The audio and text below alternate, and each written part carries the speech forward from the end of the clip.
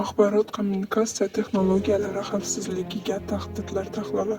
Modern axborot-kommunikatsiya texnologiyalari (AKT) bu bugungi kunda iqtisodiyot, moliya, sog'liqni saqlash va boshqaruv sohalarining asosini tashkil etadi. Shu bilan birga, texnologiyalarning rivojlanishi bilan ularga qo'yiladigan tahdidlar ham ortib bormoqda. Bu taqdimotda AKT xavfsizligiga bo'ladigan asosiy tahdidlar tahlil qilamiz.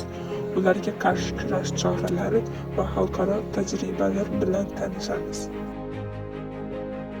AKTning bugungi kundagi ahamiyati va xavfsizlikka ehtiyoji.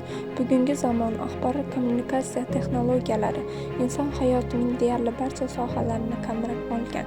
Bank, tibbiyot, ta'lim, transport barcha sohalarda AKT yechimlaridan foydalanilmoqda. Xavfsizlik masalasi, ayniqsa pandemiya davrida masofaviy ish va ta'lim ommalashishi bilan AKT xavfsizligi yanada dolzarb muammo bo'lib qoldi. Har yili millionlab kiberhujumlar sodir bo'lyapti. Kiberhujumlar har kuni global miqyosda sodir bo'ladigan xavfsizlikka qo'yiladigan tahdidlar. Kiberhujumlar tahlili. Zamonaviy kiberhujumlar juda murakkab va ko'p bosqichli bo'lib, turli usullar va texnologiyalardan foydalaniladi. Asosiy kiberhujum turlarini ko'rib chiqaylik.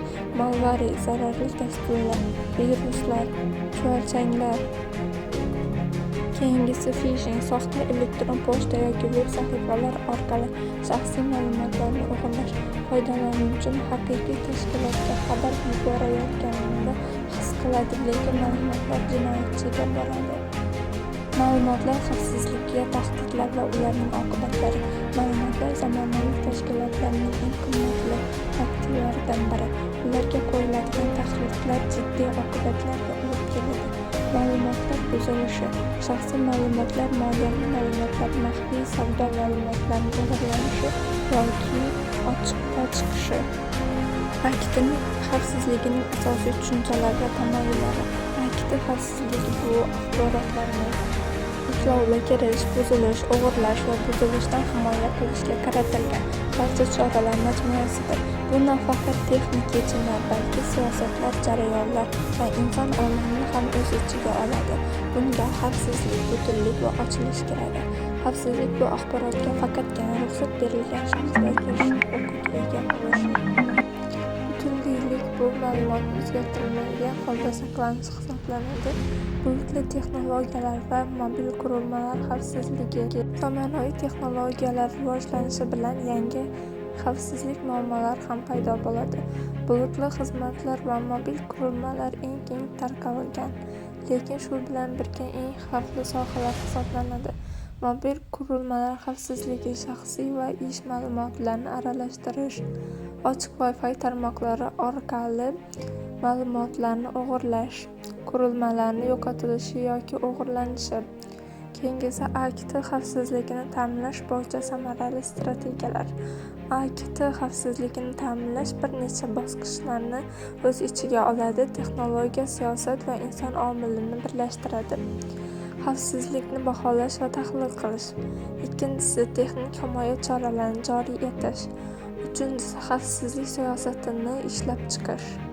To'rtinchisi, xodimlarni o'qitish va o'rganish. Beshinchisi, jarayonni xalqaro tajriba va qonunchilik asoslari.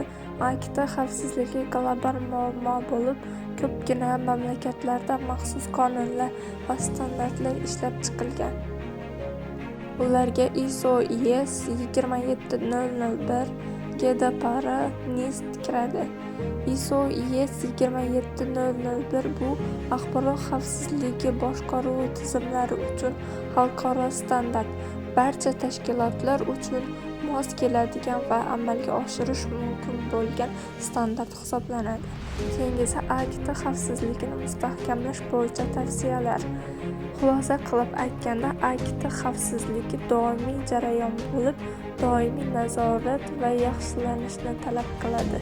Kompleks yondashuv, texnologiya, siyosat va inson omilini birlashtirgan butun tizim yaratish. Faqat kerak yechimlar yetarli emas.